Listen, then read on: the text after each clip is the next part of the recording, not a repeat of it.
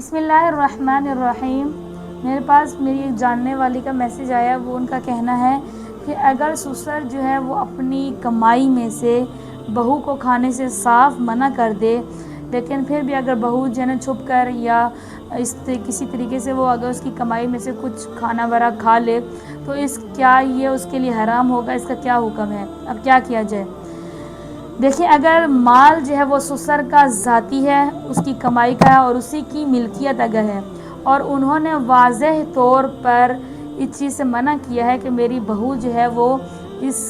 میرے مال یا میری کمائی سے وہ نہیں کھا سکتی ہے، اور پھر بھی اگر وہ عورت جو ہے ان کی اجازت کے بغیر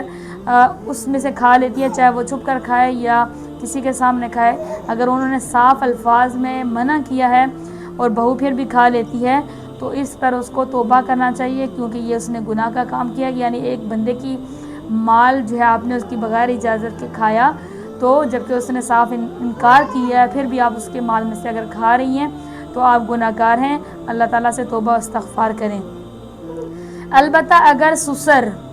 نے عمومی اجازت دی ہوئی ہے، یعنی گھر کا ہر فرد جو ہے وہ ان کی اخراجات انہی کی کمائی سے وہ سب ایک ساتھ کھاتے پیتے ہیں، تو پھر مختلف حکم ہے۔ پھر یہ کہ اگر عمومی اجازت دی ہے تو بہو بھی کھا رہی ہے، بیٹا بھی کھا رہا ہے، ماں بھی کھا رہی ہے، یعنی سب کھا رہے ہیں، تو پھر اس کا حکم الگ ہے۔